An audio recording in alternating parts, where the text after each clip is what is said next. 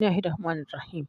آج کا عنوان قبر کی پہلی رات، بغداد کی عبرت انگیز کہانی۔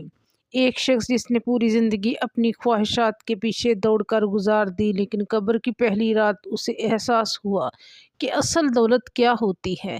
بغداد کی رات تھی، شہر کی روشنیاں دم توڑ رہی تھیں، چاندنی دجلہ کے پانی پر پگھل رہی تھی۔ ایسے میں ایک امیر شخص ناصر بن یوسف محل کی بالکنی میں کھڑا تھا۔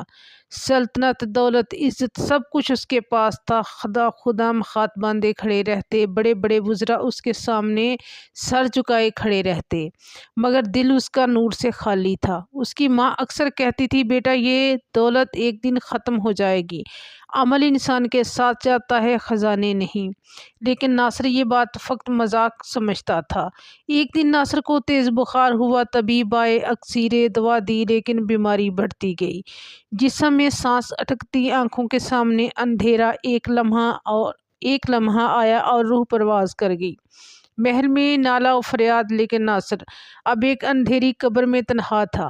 رات کی پہلی سانس، قبر تنگ ہونے لگی، سانس گھٹنے لگا۔ اس کے کانوں میں خوفناک آواز آئی، ناصر وہ دولت کہاں ہے، وہ طاقت، وہ فخر، وہ سب کچھ کہاں گیا؟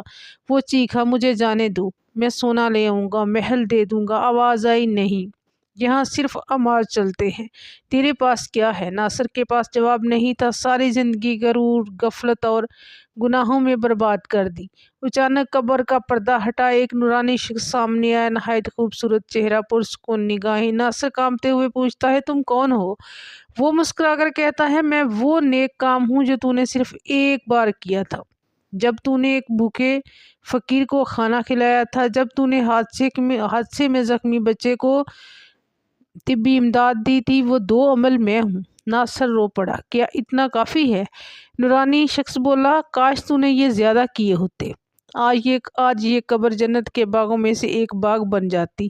ناصر چیختا رہا، مجھے واپس بھیج دو، مجھے واپس بھیج دو، ایک نماز، ایک سجدہ، ایک معافی، میں کچھ اور کر لوں، میں سب کر لوں گا۔ آواز آئی، نہیں، دنیا ختم، اب یہ صرف حساب ہے۔ قبر کی تاریکی ایک بار پھر چھا گئی۔ ناصر پر ایسی وحشت طاری ہوئی کہ اس کی چیخیں قبر کو ہلانے لگی۔ اسی دوران اس کا پرانا غلام بغداد کی ویران گلیوں سے گزرتا ہوا اس کی قبر پر پہنچا۔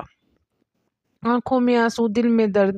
اس نے ہاتھ اٹھا کر دعا کی، الہی ناصر کو معاف فرما دے، وہ ظالم تھا مگر تو رحیم ہے۔ دعا کے ختم ہوتے ہی ناصر نے قبر میں کچھ سکون محسوس کیا، گویا اللہ کی رحمت نے ایک لمحے کے لیے قبر کی آگ ٹھنڈی کر دی۔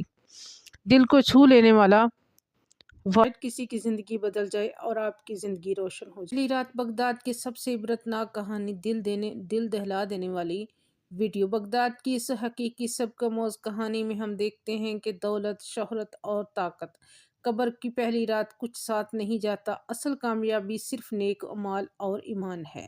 اس ویڈیو میں قبر کا خوفناک منظر، ایک شخص کی چیخیں اور پکار، ایک نیک عمل کی روشنی اور اللہ کی رحمت کی امید، اور اس کی قبر روشن ہو جاتی ہے۔ محض دو عمل، اپنی زندگی بدلیں، آج ہی ایک نیکی کریں، نماز قائم کریں، شاید یہ عمل ہماری قبر کو جنت کا باغ بنا دے۔ آخر تک ضرور دیکھیں اور دوسروں تک یہ پیغام پہنچائیں۔ مزید ایمان افروز کہانیوں کے لیے ہمارے چینل کو سبسکرائب ضرور کریں۔